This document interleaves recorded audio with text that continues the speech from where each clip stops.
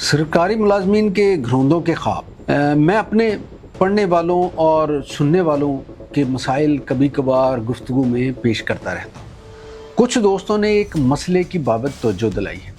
इनका कहना है कि रियासत और शहरी के दरमियान ताल्लुक़ सिर्फ कानून की दफ़ात, सरकारी फ़ाइलों और माली हिसाब किताब का नाम नहीं होता। ये ताल्लुक़ एतमाद, वादे और अमानत के रिश्ते से भी जुड़ा होता है। जब कोई सरकारी मुलाज़म अपनी जवानी, अपनी सलाहियतें, अपनी ज़िंदगी के बेहतरीन साल रियासत की खिदमत में सर्फ करता है तो इसके दिल में एक उम्मीद भी परवान चढ़ती है कि बुढ़ापे की दहलीज पर कदम रखते वक्त इसके सर पर अपनी छत होगी, इसके बच्चों के पास एक महफूज घर होगा और इसकी उम्र भर की मेहनत किसी न किसी सूरत में आसूदगी का सामान बनेगी। इसी सोच के तहत पंजाब गवर्नमेंट ने सर्वेंट्स हाउसिंग फाउंडेशन का क़याम 2004 में लाई। इस वक्त पंजाब असम्बली ने एक कानून मंजूर किया जिसका मकसद इंतहाई वाज़ेह था। सरकारी मुलाजमीन को नॉन प्रॉफिट, नॉन लॉस बुनियादों पर घर या प्लाट फराहम करना।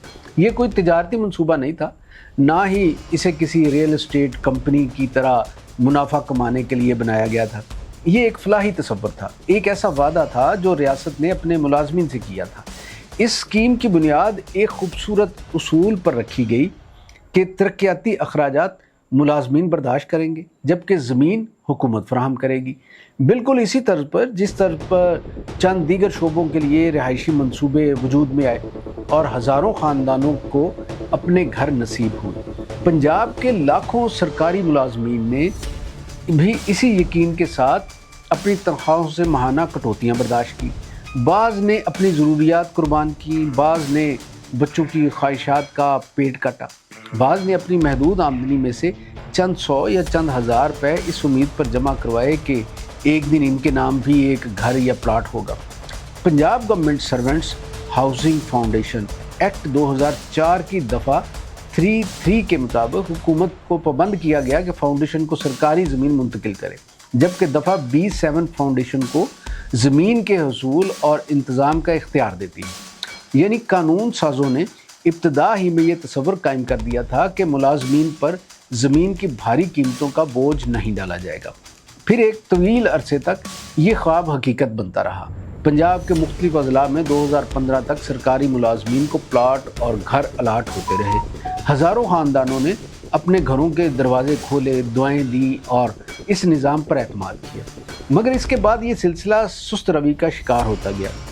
मंसूबे रुके, ज़मीनों के मामलात उलझते गए और मुलाजमीन की उम्मीदें फ़ाइलों के बोझ तले दबती चली गई। आज 2026 में सूरत हाल एक नए मोड़ पर खड़ी है। फाउंडेशन ने निजी डीलर्स के ज़रिए ज़मीन हासिल करने और एक नया फार्मूला नाफिज करने का फ़ैसला किया है। बज़ाहिर ये इंतज़ामी फ़ैसला मालूम होता है, मगर हकीकत में इसके असरात हज़ारों मुलाजमीन की ज़िंदगियों पर मुरतब होंगे। सवाल ये है कि अगर ज़मीन निजी मार्केट रेट पर हासिल की जाएगी तो फिर नॉन प्रॉफिट, नॉन लॉस का बुनियादी असूल कहाँ बाकी रहेगा। अगर मुलाजमीन को मार्केट के निर्खों के लगभग प्लाट मिलने हैं तो फिर उन्होंने 20-20 और 25-25 साल तक अपनी तनख्वाहों से कटौतियाँ क्यों बर्दाश्त की। ये महज माली मसला नहीं, एतमाद का मसला है। रियासत का सबसे बड़ा सरमाया इसके इदारे नहीं बल्कि इसके लोग होते हैं। एक सरकारी मुलाजिम जब अपने ही इदारे से ये महसूस करने लगे कि इसके साथ किए गए वादे से फिरा जा रहा है तो इसका असर सिर्फ एक स्कीम तक महदूद नहीं रहता बल्कि पूरे इंतज़ामी ढांचे पर पड़ता है। एतमाद एक बार टूट जाए तो दोबारा तामीर करना आसान नहीं होता। इंसानी नुक्ता नज़र से देखा जाए तो ये मामला और भी हसास हो जाता है। आज इस फाउंडेशन के हज़ारों अरकान रिटायरमेंट के करीब हैं या रिटायर हो चुके हैं, बाज़ इस दुनिया से रुखसत हो चुके हैं और इनके अहले खाना इन्हीं वादों के सहारे बैठे हैं।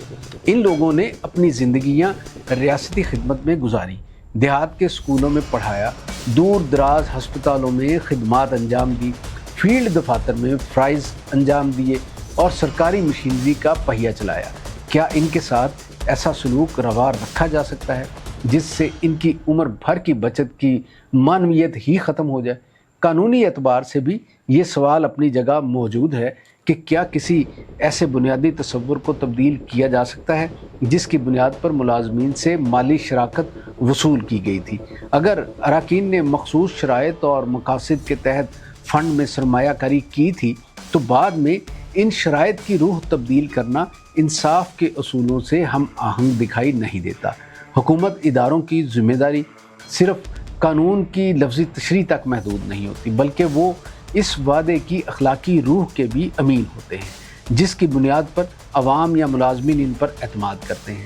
ضرورت اس امر کی ہے کہ پنجاب حکومت فاؤنڈیشن کی انتظامیہ اور متعلقہ ادارے اس مسئلے کو محض ایک مالی یا انتظامی معاملہ سمجھنے کی بجائے ایک سماجی اور اخلاقی ذمہ داری کے طور پر دیکھیں۔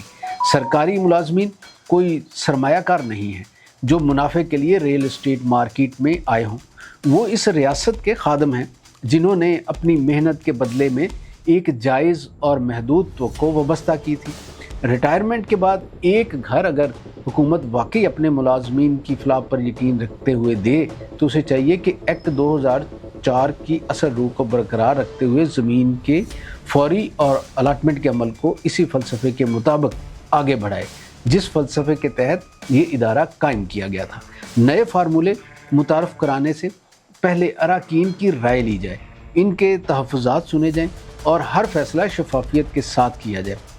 سوال صرف پلاٹوں اور گھروں کا نہیں، سوال ریاست کے اس وعدے کا ہے جو اس نے اپنے ملازمین سے کیا تھا، اور تاریخ گواہ ہے کہ قومیں اپنے وعدوں کی پاسداری سے مضبوط ہوتی ہیں، وعدوں کی تبدیلی سے نہیں۔ سرکاری ملازمین خیرات نہیں مانگ رہے، وہ اپنا حق مانگ رہے ہیں، وہ حق جس کے لیے انہوں نے اپنی تنخواہوں سے قسطیں ادا کی، اپنی امیدیں وابستہ کی اور اپنی زندگی کے قیمتی سال ریاست کی خدمت میں صرف کیے۔ اب وقت آ گیا ہے کہ ان کی آواز سنی جائے، ان کے اعتماد کو بحال کیا جائے اور ان کے خوابوں کی قیمت بازار کے نرخوں سے نہیں بلکہ انصاف کے ترازو میں تولی جائے۔